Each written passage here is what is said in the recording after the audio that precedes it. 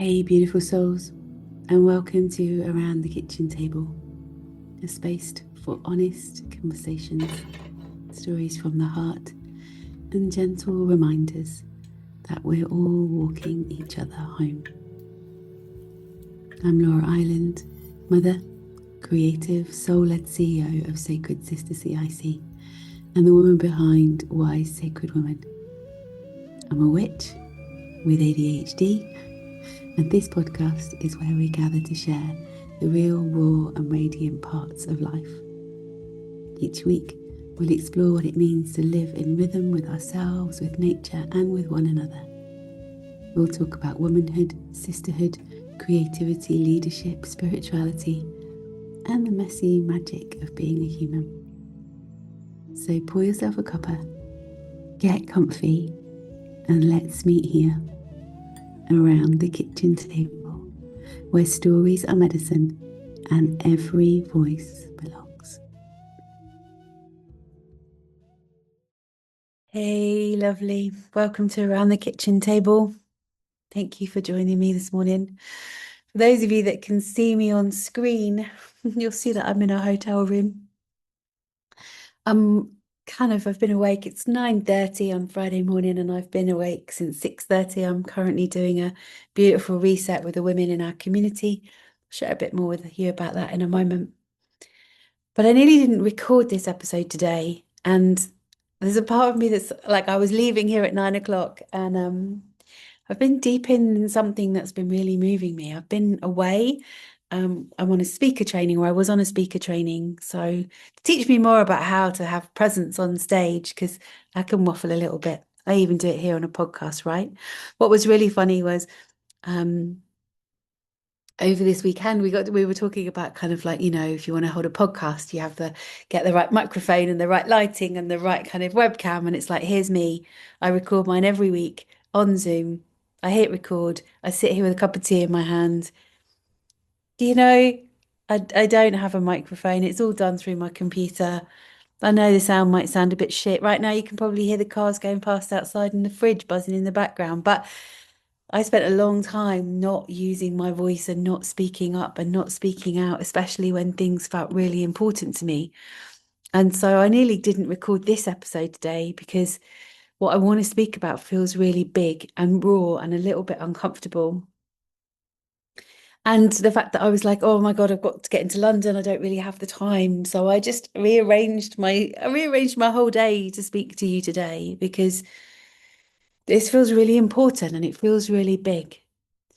And so, despite the fact that it feels a bit uncomfortable, I have a voice, and that means I should use it when I can. I have platforms that I should speak to, and I can speak to. And today, I'm just going to be really, really brave and vulnerable and bring all of my courage here. So, and not apologize for it. It's probably going to be really raw and real and messy, and I might even cry and snot at times because there's so much moving through me. I've been deep in the work this week inside Reset. And as always, when I take the women on a journey inside our sisterhood, I don't do it, I don't sit here as the guru and do it for them, or I don't just speak at them. Like, I'm in it. I'm in that raw, real emotion. And something in me has really been stirred. And this conversation, I think, really matters. And it started before it started about a week ago. We got the keys to our community cafe. For any of those that don't know, and maybe are local in the UK even, we're creating a community cafe in Weston-super-Mare where we now live. And when we got blown to Weston-super-Mare, it was like, what are we doing here? But, some of you will know my husband runs Bristol 20 coffee company. So we own a coffee roasters and we own a festival catering business, and I'm a community builder. And so, for me, like, that space has just been really needed. It's an old pub, so an old club, so it's got all of these nooks and crannies and parts. And last week we were talking about, and it's been kind of one of the things that almost put us off the building. Now this sounds ridiculous, right? But the toilets were, sorry, just putting my cup down, the toilets I always think it's really funny, right? I do this and I use my hands a lot. And if you're listening to this on Spotify rather than watching it on YouTube, you'll be like, what's she doing? But the toilets were like weird. There's a men's toilet, which it's an old club. Bear in mind, it's an old club, right? It's got a horrible old men's urinal in it. I don't want it. I don't want to see it. I never want to go there. And I don't want to even want any man to have to go and piss in it. I think it's really undignified. And and I spoke to my husband about this, and he was like, "It's horrible. Like I don't know why we do that. It's like, And then I spoke to, well, okay, what about being as inclusive as we can? There's no accessible toilet. Like there's no way a wheelchair user could get into this space. And so we kind of had a quote for 20 grand. 20 grand to that's our whole budget to get open. In fact, we don't even have that. We've had to borrow it. But like I can't spend that on the toilets, but we need to make this more accessible. So there was this weird, if you imagine there was this weird box on the front of the toilet. So you go to get into the women's, you go in one door and round a corner and into another. And then the men's was kind of behind that and you go into another door. And I was like, we just take all of that off and just open the front completely up of the toilets. And then we can use the women's two toilets, put full doors on them, because at the moment there's just these weird like half doors, put two full doors on them, and we can turn it into one bathroom. But we can only do that if we take the whole of the front off and we open it up. When I say open it up, there is a kind of hallway area, and then you go through to another, back to a door, which has got some glass in it, and you go back through another door. Now in Morocco, where we spend a lot of time, there's a lot of bathrooms like this. And in the UK, even now, there's a lot of bathrooms like this, right? Where you have various cubicles, but you come out and there's a hand washing station that's kind of like everybody uses. Lots of places have mixed toilets. It's great. I think, it's one of the most inclusive ways to be. You don't stop and expect in your home for a visitor even to come and use a separate toilet, right? Like, so I feel like this is okay.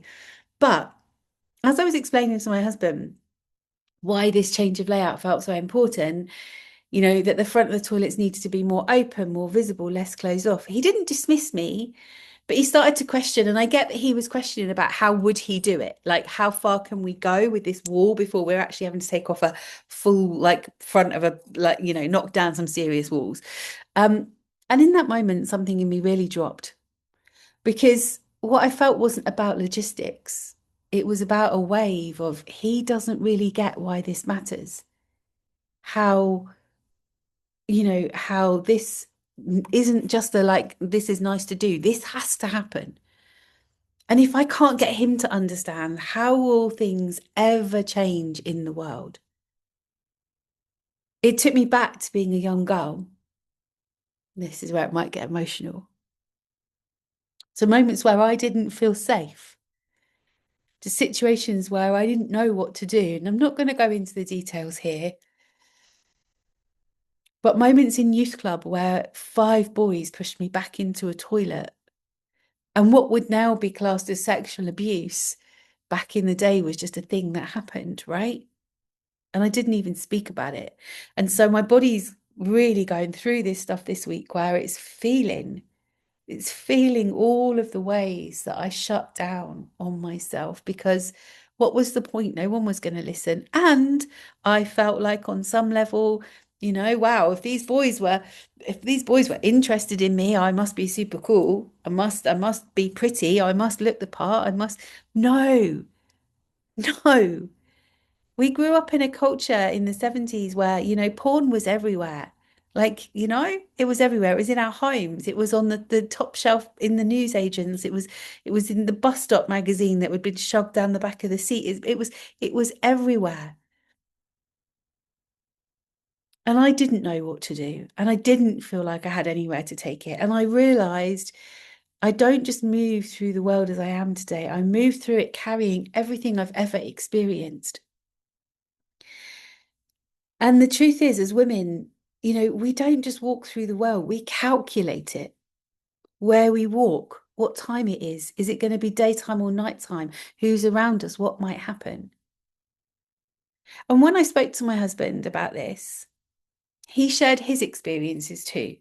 He was like, I really get it. Like, there were moments where I was really uncomfortable when I was a kid and I had to kind of get changed in the toilets. He's a genuinely really amazing, sensitive guy. And I love him dearly, and I'm sharing this with his permission. I spoke to him this morning and said, "Are you okay for me to share this?" And he was like, "Absolutely." Um, But what triggered in me, and I had to walk away from him. I had to be like, I've got to walk away for a second. Because what he was sharing was his experiences of, mixed, like a all boy changing room, having to get in the bathtub with blokes after the rugby game, like all of that stuff. And I heard him, and I understood that for him those experiences were uncomfortable. And I'm not belittling that at all. And I'm not belittling the abuse that happens to boys and men. But I realized something so clearly as I listened to him. These are not the same experiences because there is a difference between discomfort and genuine fear for your life.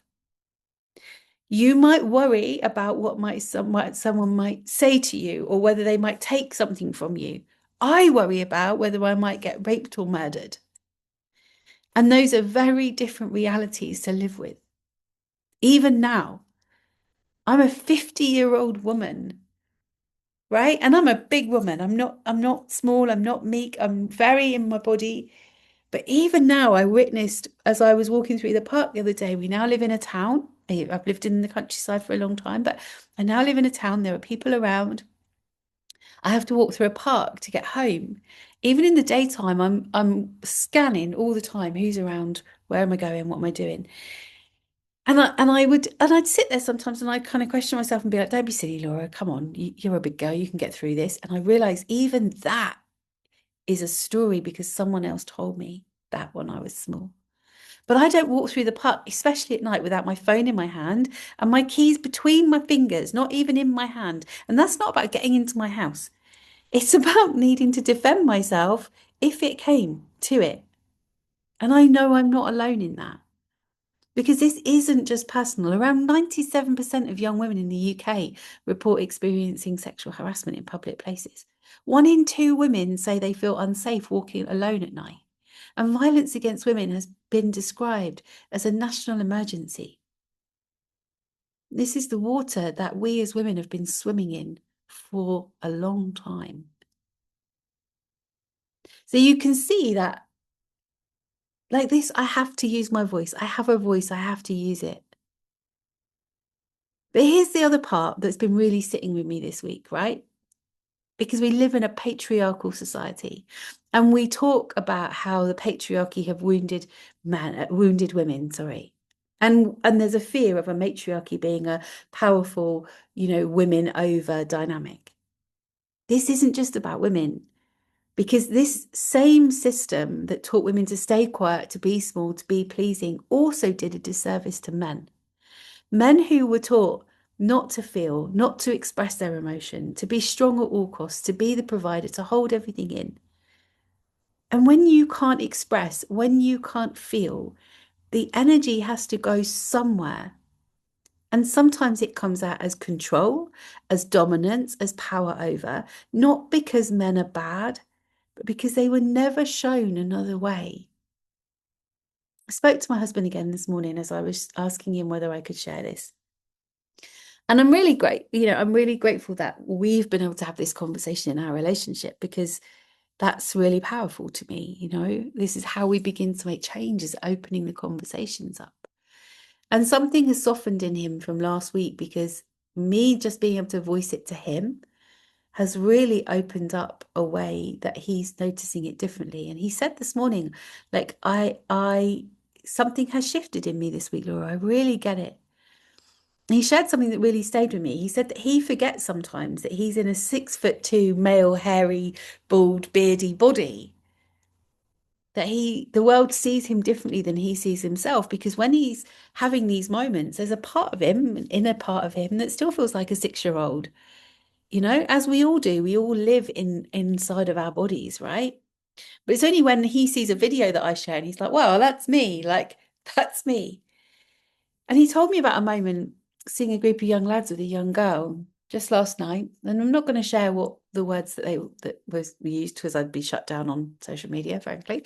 But he was hearing the way that they were speaking to her. And, she was happy. She was he said I thought she was just like one of the lads. She's there. But this one girl, 5 boys.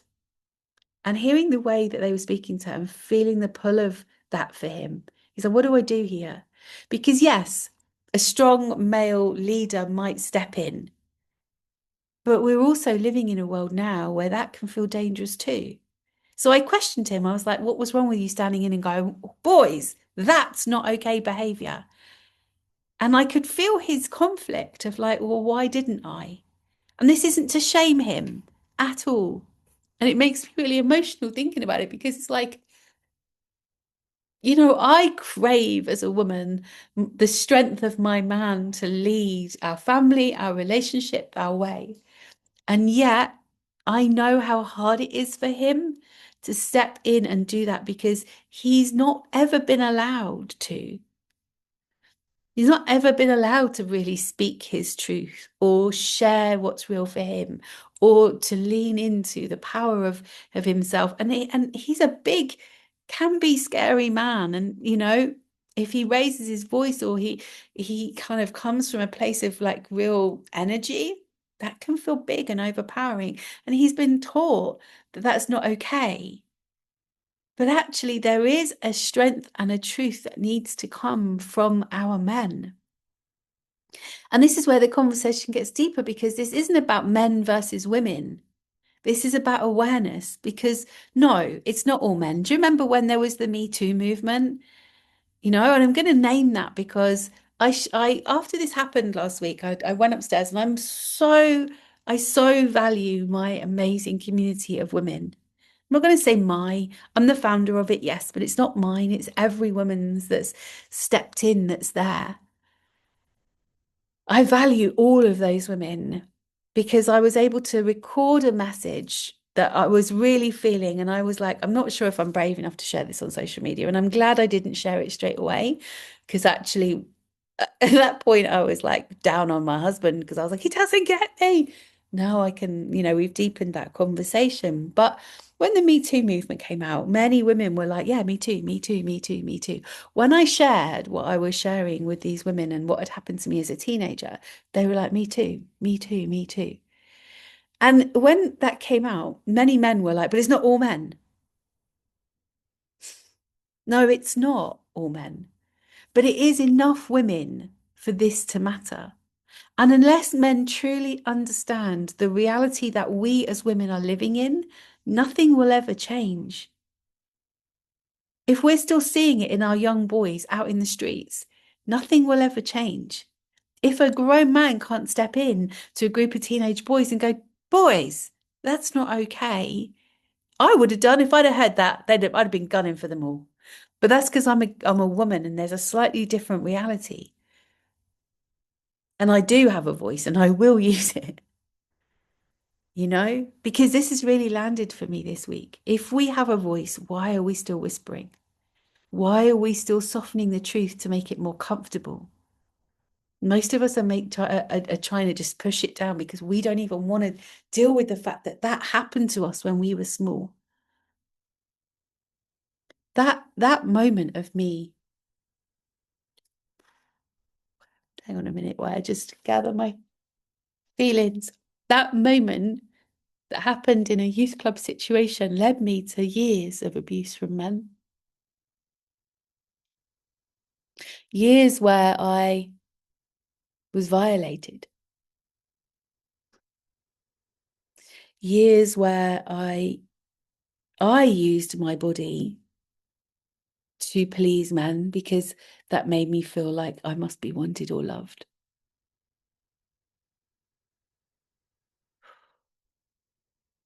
Years where I was abused and raped continually, even in marriage and relationships. I'm now with a man who, is a beautiful soul, and I still see his fear. So these conversations, they really matter. So this isn't a perfect conversation. It's not wrapped up neatly, but it's real. And what's also been real is me opening the door and my husband being there for me to be able to share with him my experiences. I do a lot of inner child work, and I only realized this week really when I was sharing this with this group of women in the reset in the sanctuary. You know, the reset is a 21-day deep dive. We meet each other online every morning at 6:30 before the world wakes up and takes over, and we end up with, you know, the equivalent of 50 people in our room whilst we're scrolling social media, and our mind is out and we're out, and you know, all of that stuff. I can tell you more about that one day. But in doing that, I recognize how many women, when we're younger, 20s and 30s, if we do inner child work, parts work, we're usually working with our much younger self. But I realize there comes a point, and they talk about menopause being like the second puberty of life. Like, I really see how at this stage of my life, I've grown my younger parts up to a point where I'm now really in my teenage years and really wanting to heal and recognize and hold that beautiful teen who was just trying to find her way in the world. And it really gives me so much more understanding of my teen. You know, I've got a 15-year-old daughter, and I'm so I'm so proud of her in the way that she navigates the world. It's not been easy. This conversation could go on for a long time if I go down that rabbit hole. So I'm not going to right now. We'll leave that one for another day. But this conversation's not wrapped up neatly. It's been emotional. Thanks for listening. Thanks for being here. Thanks for witnessing me. Thanks for being in this place with me. But it is real. And maybe that's what's needed right now. More honesty, more truth, more women speaking about what it actually feels like to live in this world. Because we don't heal this by staying quiet. We really don't. We heal it by coming back into ourselves, by listening to the world of wisdom that we have inside of us, by healing that. And we come back to healing it by knowing we have support and connection.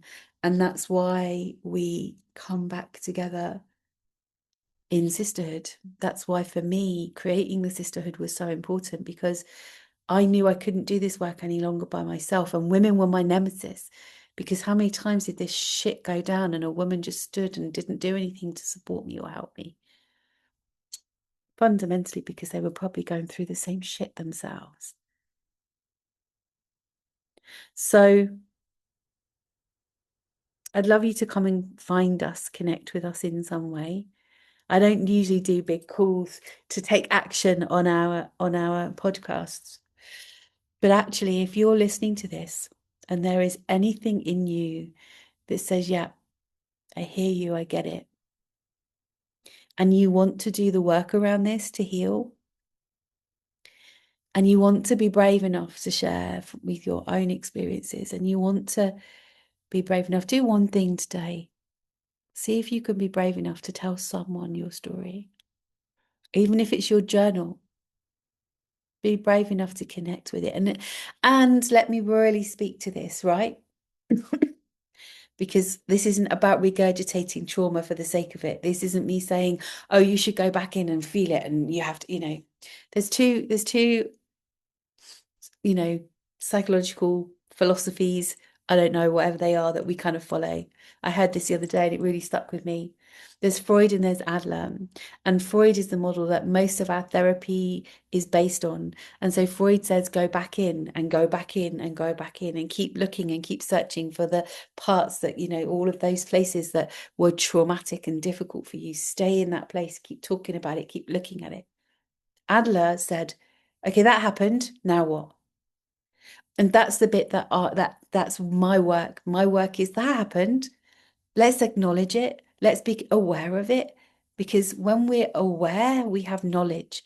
When we have knowledge, that gives us the power to do something about it. And that gives us a place for healing. And then we heal when we know about it. And then from that healing place, we really find the power to become embodied in what we are now. And when we embody that place, we embody it, and it gives us a purpose to push forward in life in a different way. What most people do is they skip to the healing. They don't really want to know why it happened, but they want to fix it. So then they just get stuck in a vicious pattern of like trying to fix it. Anyway, this conversation could go on for a really long time, and I have to get into London to see a friend of mine, which I'm really looking forward to. And I'm off to meet another beautiful sister from our community for a quick cuppa on the way. So I'm going to do that today. But I wanted to share that with you first. If this episode, has touched you in any way, please reach out. Please know that you're not on your own. Please know that we are here. Please know that we can do this together, but we have to be brave. Share your experiences, especially with your men. Help them to understand why we behave the way we behave, why we act the way we act, why this world is not safe for women. And help them to understand what you might need.